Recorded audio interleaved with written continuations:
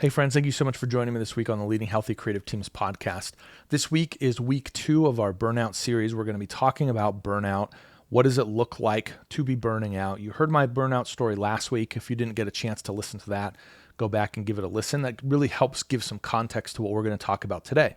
Again, I'm leveraging conversations that I had in my garage many years ago as I was working through burnout in that moment. This was about 2 years removed from me leaving my job. And it was me processing, what does it look like to grow into a creative leader? So what I'm doing today with Lunchtime Heroes has really been born out of this long process of healing from burnout, responding to burnout, conquering burnout, but then also looking back and saying, what are the things that I did? What were the behaviors that I had or the attitudes that I had that really contributed to me moving down that road? So this week, as we hear from past me about what it looks like to identify burnout, I want you to recognize that there are some tools in this episode that can help you see if you are in fact holding on to some wrong thinking or some wrong perspectives. It's real easy in the midst of all of this to lose sight of reality. So I want to encourage you to really lean into this, really implement these tests or ask these questions to yourself and answer them honestly.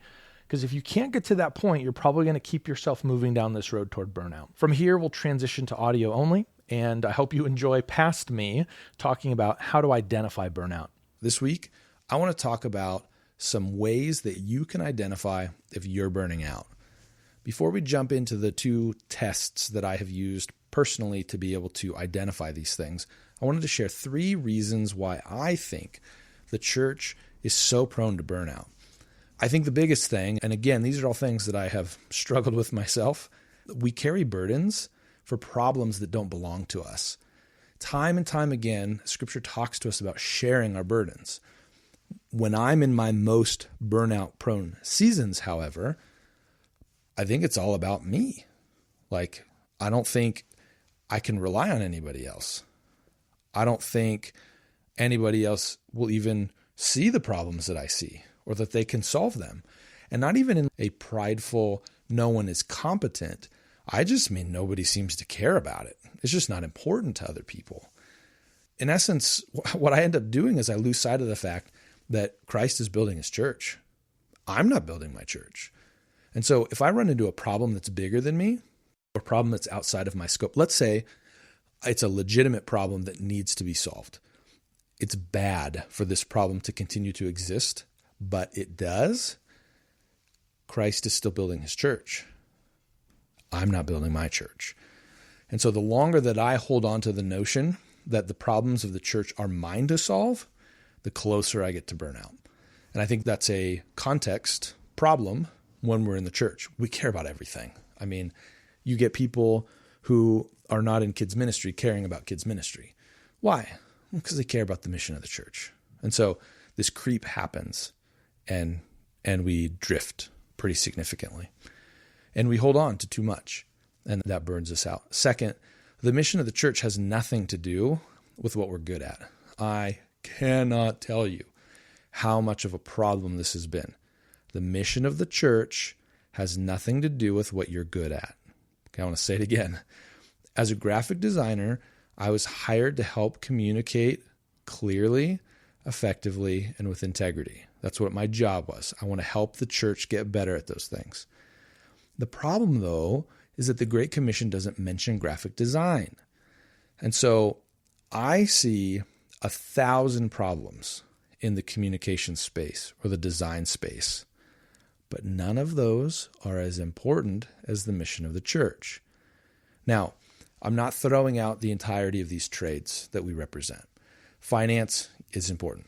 Graphic design is important. Productions, it's important. All of these things are important. They all have value. The issue, though, is that I am supposed to be caring more about the mission of the church than the mission of my industry. And so when I get those out of balance, I begin moving closer to burnout. And this doesn't mean that you can't use your proficiency to move forward the mission. That's literally why you're hired. Absolutely you can.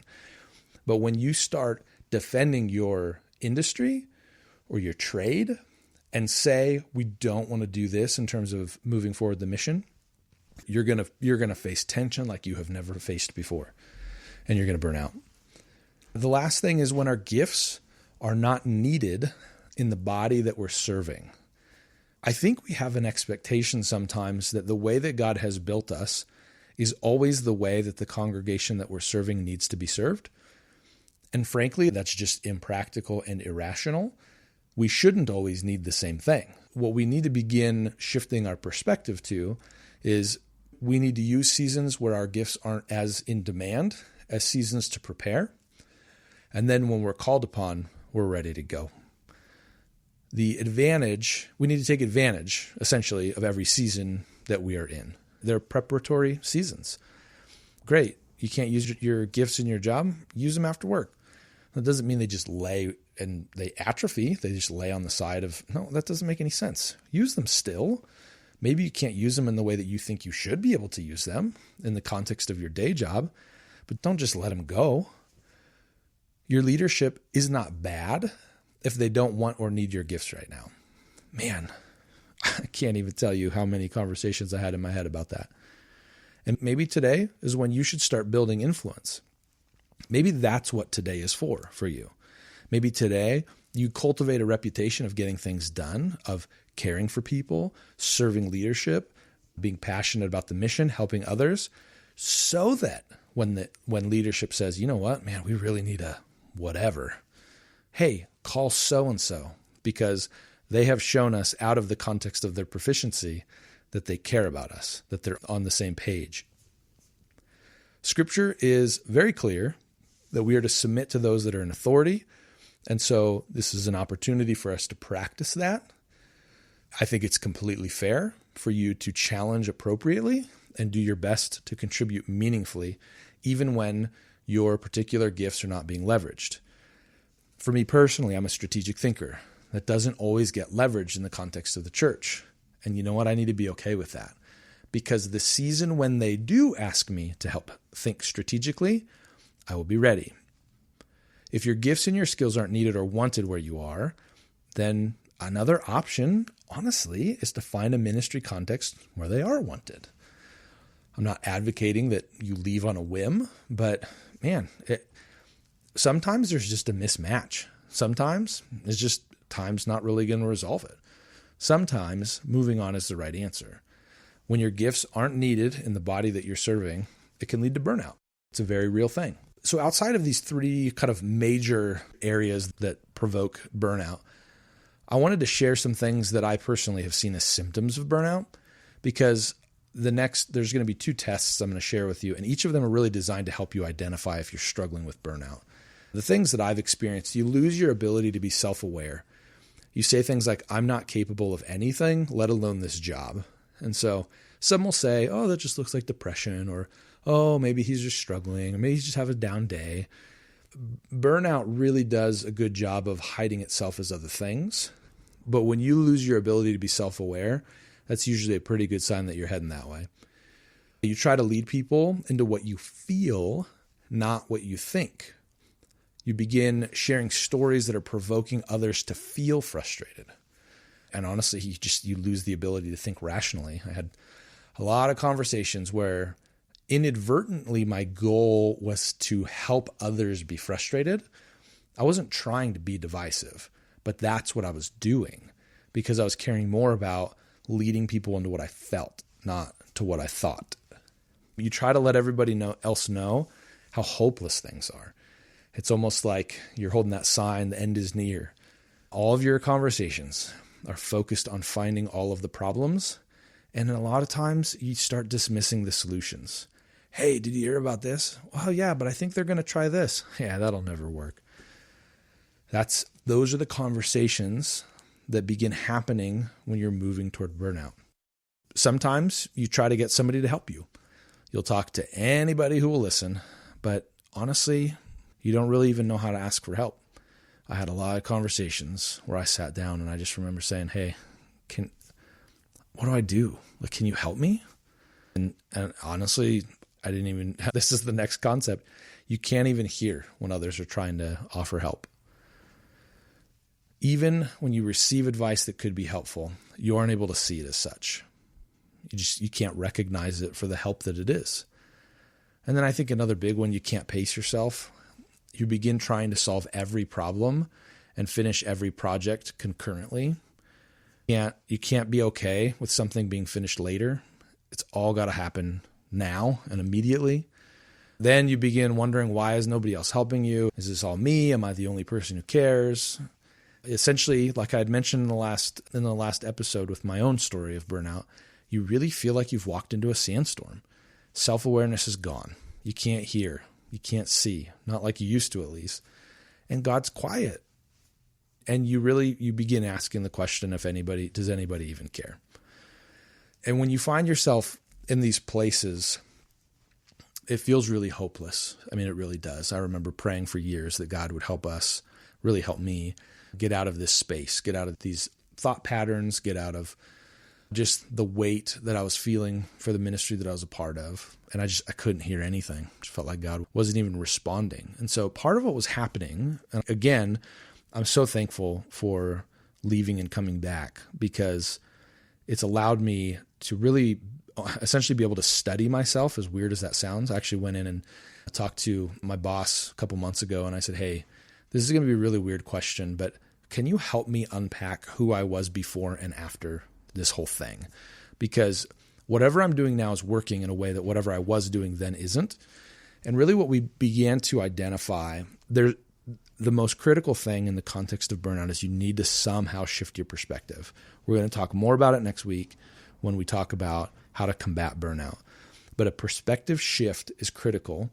And one of the major ways that you do that is you identify specifically what are the areas where the burnout is living. What are these gaps that exist between my own perspective and the perspective of the organization? So there are two tests that I think are very helpful.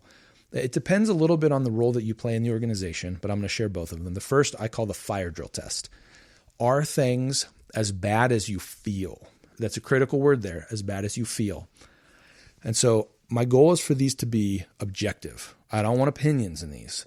And so it's going to take work. It's going to be hard, but you're going to have to earn it in a sense. So write down a specific problem that you're dealing with. Start there. Okay. The problem I'm dealing with is a theological perspective that I don't agree with shared on the weekend. Okay.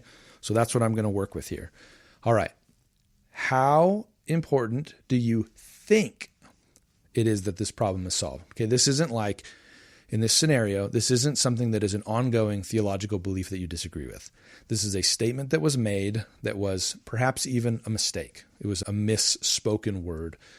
How important do you think it is that this problem is solved? 1 to 10. Think. This is not anything else, just in your brain. Okay, how important do I think it is that a church never makes a mistake? Okay.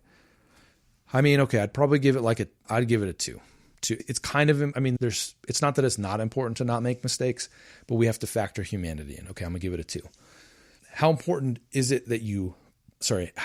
do you feel that it is that this problem is solved? Well, I was pretty frustrated. I'm gonna go with 8. I was super frustrated about that comment. How important do others say that this problem is solved? So now what we're doing is we're forcing you into a conversation with somebody who is able to deal with this. All right, well, I'm going to go talk to the senior pastor. Hey, so somebody made this comment and I was really frustrated by it. Oh yeah, no, I totally get it. We've already had a conversation, but it's not really that big of a deal. Sometimes we make mistakes.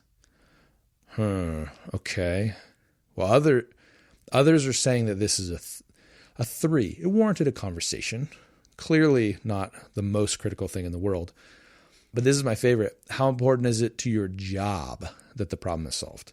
So see, what we begin doing is we've been clouding the fact that we have a problem that's not ours to deal with, but it's somehow impacting our job. So in this one, it's a 1. Honestly, it'd be a 0 if I gave that option. It's a 1. It has literally no impact on me being able to get my job done. And so now you have your numbers. You need to compare these numbers. How far apart are they? Why are they far apart? Why is it that in this scenario, you feel like it's an 8, but all of the other categories have identified that it's not? There's something going on there that you need to unpack. In this scenario, maybe you've made a mistake and you got called on it. Now you're frustrated that other people aren't getting called on it. I don't know. But what this test is designed to do is it's designed to help you identify these large gaps between what you think, what you feel, and what you hear.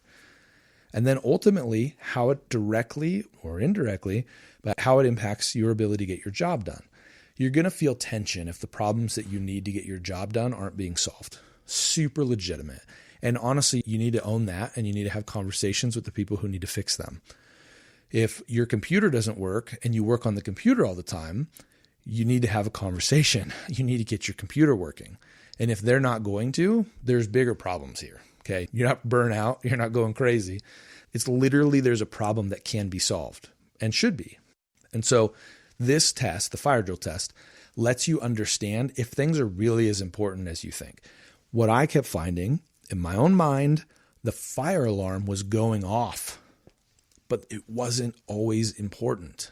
In fact, rarely was it important when it came to my ability to get my job done. The second test is called the reality check test. Are you wasting your time? So often, I was trying to accomplish change that swept across the universe in a single project. And I began getting frustrated at all the silly things I was wasting my time with, air quotes. The reality is that I was trying to interject more change into a single project than was feasible for that project. And so I've come up with 5 questions that I like to ask myself, particularly surrounding projects that I struggle with. I think I'm wasting my time with this project. Now, again, the positioning here is your job is to support the ministry teams, okay? It doesn't really matter where you serve. It doesn't matter if you're on a finance team and somebody asks you for a check. It doesn't matter if you're on a design team and somebody's asking for a flyer. It doesn't matter if you're in a student ministries team and leadership says, this is what I want you to be doing. These questions are applicable for all of these circumstances. So the first question is, what have I been asked to accomplish? What is the thing that you have been asked to accomplish? Second question, why is this helpful to the client? Third question, what goals do I see that aren't being met? So is there a problem that I'm saying, hey, we should be addressing this problem, but we're not? Fourth question, is this project an appropriate vehicle to accomplish those goals? And then the fifth question, what can I do outside of this project to help further those goals? In essence, what we're trying to discover here is your frustration because you want to do more or because the client is off base in what they're asking. I mix those things up all day long. Somebody would come to me with a flyer and I would say, you need to fix your theology. And say, wait, what? I'm just asking for a flyer because we're going to go to the miniature golf place and have a ministry event. Yeah, well, I think you need to change it. I can't change that with a mini golf event. Like you're saying, rewrite my curriculum and have a kid go through 4 years of the curriculum to yield what you're asking for. Like that doesn't make any sense. Why are we having this conversation? And so if you begin recognizing that the goals you're trying to meet or the goals that you're trying to accomplish may not belong in the project that you're frustrated about, it helps you calibrate and it helps you understand, you know what, maybe making the flyer to invite kids is actually helping the client accomplish their goals. And then that last question of what can I do outside of this project to help further those goals? Honestly, maybe it means you start serving in student ministries and you help kids grow in their understanding of God's word. Maybe that's what it means. There is stuff that we can do outside of the projects that we have on our day-to-day task list that allow us to move forward the mission of the church. But sometimes, especially in these seasons of burnout, we lose sight of that. And so that's what the reality check test is really designed to do. It's designed to help you assess if you're meeting these goals, meeting the objectives that the client's asking you to do. If you are, that's what you're supposed to be doing. You're winning. You're doing a great job. And if you see other areas where you feel like things need to grow or change or be different, maybe it's not the right project for that change to happen. But that doesn't mean you can't initiate it some other way. The bottom line is this. If you are able to identify that you're in the process of burning out, it's critical to remember that God is still working, God is still active, and God can heal you. That might look like staying, that might look like leaving, or in my bizarre case, that may look like leaving and then staying. But ultimately, God desires to use you, to use your gifts, to use your skills for his glory. Whether that be where you are or somewhere else, don't lose sight of the fact that you are loved.